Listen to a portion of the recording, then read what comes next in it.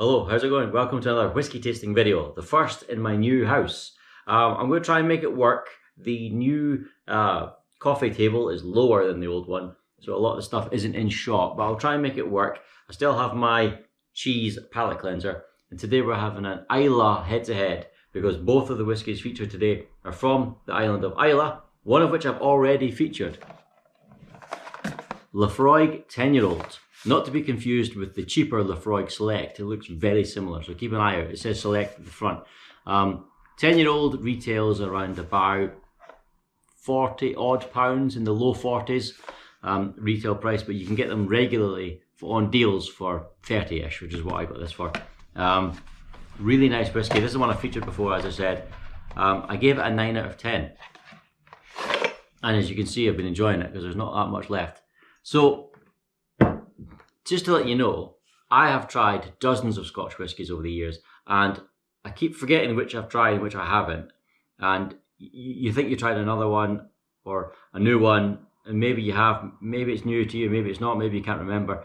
And it just got on top of me, and I'm trying to find my very favourite. So what my wife did was buy me this Mike's Whiskey Tasting Notes book. And I write down, I try to remember, I don't always remember, to take this with me and write down every whiskey I try. I haven't got a lot in this yet because I tasted dozens before I got this book. But there's a quote on the back from the TV show Monarch of the Glen, said by the character Hector MacDonald to his friend Lord Kilwillie. Two fabulous characters, by the way. Two of the best in that show alongside Golly the Gilly. But Hector said this quote to his friend, and it's one of my favourite quotes in TV history. And it is, "This is a problem that requires two minds in a single malt." It's fantastic. Such a good quote. Right up there with another one of his, which is "Unspeakable Bounder," when he walks out with a double-barreled shotgun. Anyway, yes, so whiskey tasting. I gave Laphroaig 9 out of 10 last time, and said that, let's have a look, I'll get it word for word here, that the initial flavour is sort of medicinal, sort of slightly chemical, slightly ethanol-y tasting, the initial hit, but the flavour is quite subtle, and then when you swallow it, the aftertaste is very strong and incredibly satisfying, peaty warmth, with a sort of medium length, and then it ebbs away. 9 out of 10. What's it taking on today? It's taking on, like I say, another Islay whiskey, Smokehead. Now, as you can tell by the name, it leans into the smoky flavour. It's not ashamed of it. It is a smoky whiskey. Well, they say that. I have had smokier. Now, is this one, as you can see, again, I've been enjoying this one. Is this one non-chill filtered? I know Laphroaig isn't, but is this? Let's have a look.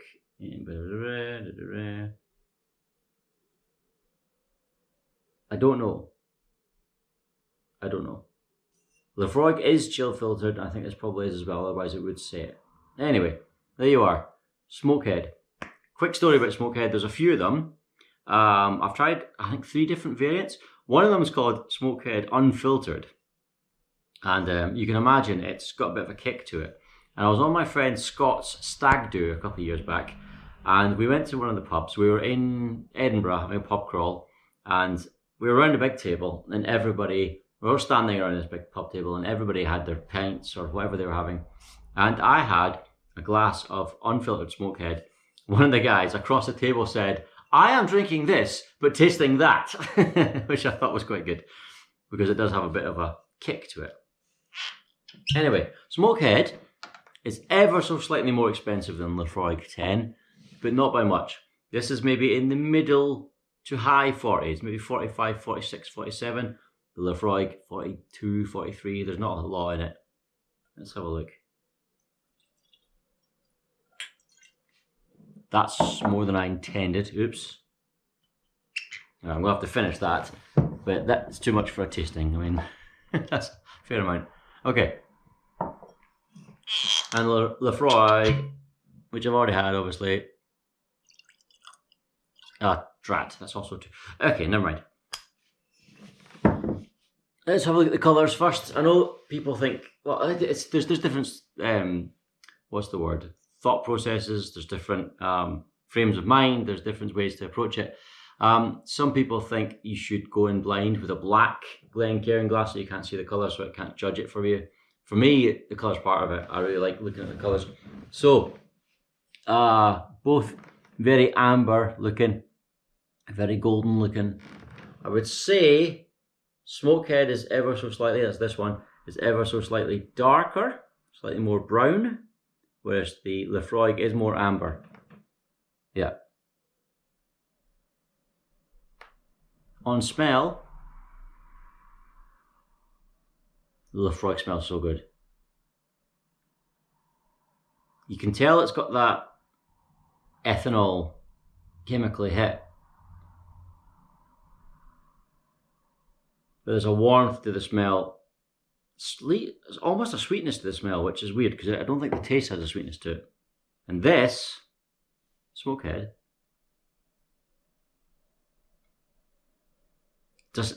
basically has no chemical smell whatsoever. None of that ethanol-y medicinal smell. Basically none. A little bit, but basically none. But it doesn't have anything like the peaty heated punch the smell of Laphroaig has, despite the name Smokehead.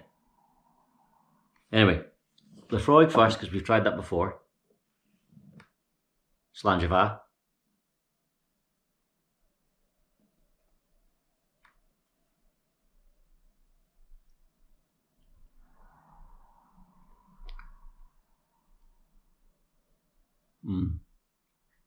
That aftertaste of Laphroaig, the initial aftertaste, maybe 2-3 seconds after you swallow, is right up there with the very best aftertastes I've ever had. Right up there. It is not the best Islay whiskey I've ever tried, in my opinion. Lagavulin 16 was a 10 out of 10 for me. But it's considerably more expensive and really smooth. But Laphroaig, probably the second best I've had so far. Well, that I've sat down and rated, I've obviously had the Smokehead, but never sat down and rated it. And I've never compared it to the Laphroaig before. Yeah, the initial kick is unsubtle. Excuse me, the initial chemical medicinal hit is unsubtle. The flavour is subtlest initially. If you swirl it, then the flavour really comes in, but initially it's subtle.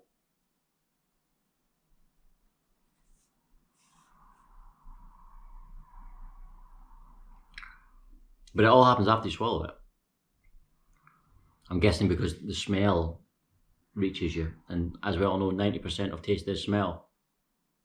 It's not as long lasting as you would expect because of that amazing initial aftertaste with the heat and the peated flavour and the warmth and the spice to it, and then it dies off. It's not short lasting, but considering how intense it is, it's a medium length overall, but it doesn't have that real long lasting flavour that some of them do. Very nice though, very good. Alright, palate cleanse. Nice cheese that, Galloway cheddar, it's good. Alright. Smokehead. Islay single malt, Scotch whisky, intensely rich. Wild spirit, earthy peat, all good words. Yeah, way more subtle in the smell.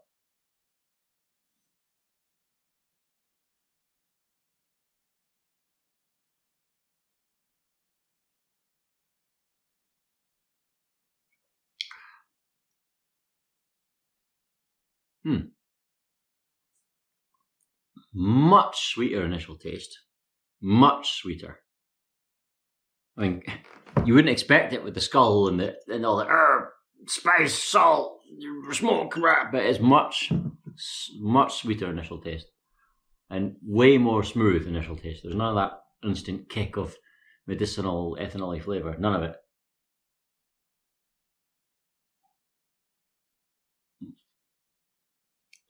I say none. If I tried this alongside the Lagavulin 16, it would probably be as subtle as a brick. But in this company, it's almost none of it.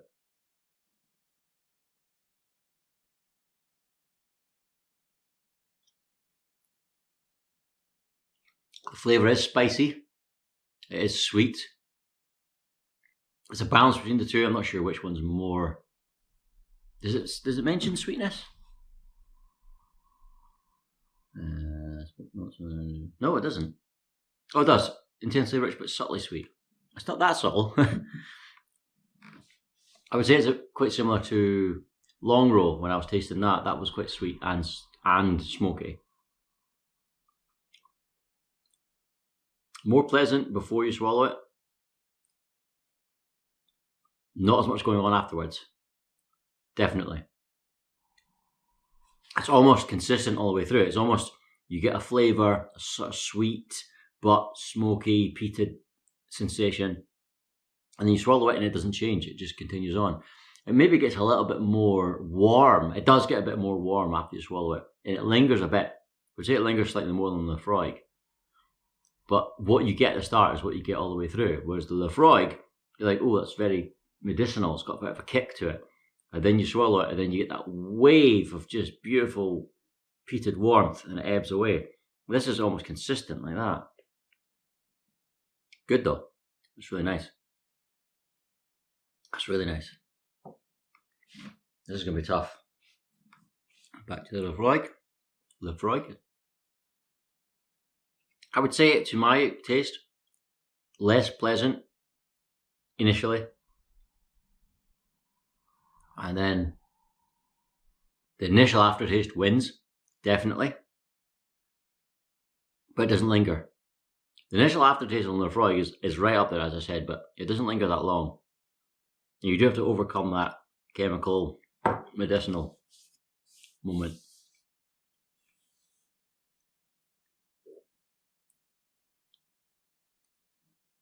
Way sweeter. Way sweeter. Then it's almost a sort of toffee-ish. It's so sweet that it's got a sort of toffee-ish aftertaste, but it's not overpowering because I don't like sweet whiskey. And it's got a, because of that smoky, peaty, earthy, as it says, it carries that sweetness really well, and it doesn't it's not overpowered by it at all. Less impactful, definitely, than the Laphroaig. Way more consistent. More going on flavour-wise. You've got sweetness, you've got the earthy flavours, you've got the smoke, you've got the heat, the warmth. It's tough. It's very tough. I would say it's, you know what, I would come to a conclusion, right? Here's what I'm thinking. Here's what I'm thinking. Smokehead is Star Wars A New Hope. Laphroaig is Return of the Jedi. Now, The Empire Strikes Back is the best film of the three, definitely, without doubt. Return of the Jedi is my favourite, but Empire Strikes Back is the best. Now, the reason what I'm getting at is Return of the Jedi has got the lowest low points of all the original Star Wars trilogy. The bits that are rubbish are rubbish. The bits that are in between the action and in between the really memorable moments are kind of pants. There's bits that draw on and on and on, or drag on and on, and whatever, right? But the highest highs of Return of the Jedi are higher than any of the other highs in the rest of the trilogy, in my opinion. You have got arguably the best sci-fi space battle in cinema history, even still. You've got the Emperor. The Emperor is amazing. You've got the battle on Jabba's sail barge. You've got all these things. These are all awesome, but they surround kind of moments. And Laphroaig is like that. The peak is so high, but there's bits that are just, oh, that's that chemically taste. There's that not particularly long-lasting aftertaste. You know what I'm saying? This is A New Hope. It's just more consistent all the way through. There are some peaks and troughs, but the peaks aren't as high and the troughs aren't as low. It's all consistent. Now, I would rate every single original trilogy film 10 out of 10. I wouldn't, because Empire Strikes Back is 11 out of 10. But the other two are 10 out of 10. but that's a more consistent. But these are not 10 out of 10 whiskies to me. I gave Laphroaig 9.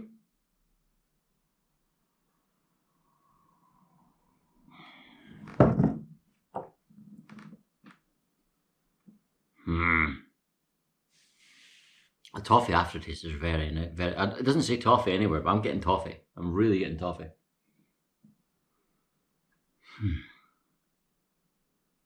Okay. Laphroaig's a 9. We know Laphroaig's a 9. 9 out of 10.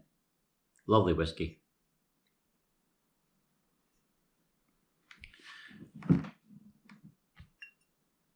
Smokehead's a 9 as well. It's a 9 out of 10. Not as memorable.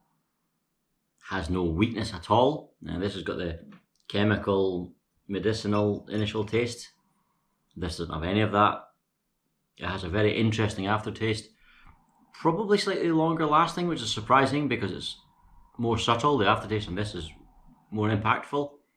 So you'd expect it to last longer, but it doesn't. Sweetness is interesting. I'm not a sweet whiskey guy at all, but it balances out really nicely with the earthy, peaty notes. It really does. It's nice, very nice. I would give them the same grade. They're completely different though. Completely different. They're from the same part of the world. They're both peated. They're both smoky, but they're completely different. And that's the thing. People who say, "Oh, I don't like whiskey," you haven't tried enough of them. There's a whiskey for you. Yeah, that's really good. Really good. You know what? I expected this to win because when I bought this and was trying it, I wasn't trying to analyze it. I was just having a few drinks and I was just good. Then that was it. I wasn't sort of trying to savor it and analyze it. There's more to it. There's more depth than I thought. But the sweetness is a shock after having Laphroaig. It really is. If you are new to peated stuff and you think the smokiness is a little bit too overbearing, but you'd like to get into it, this might be a good starting point, although not the cheapest way. You know, 45, 46 pounds, 47 pounds, whatever you can get it for. It's not massively cheap, but it's lovely. So 9 out of 10 for both of them. They're both very nice, very different, but very nice. But they both fall short of my champion so far. I'm just going to remind myself. Bet you didn't expect that.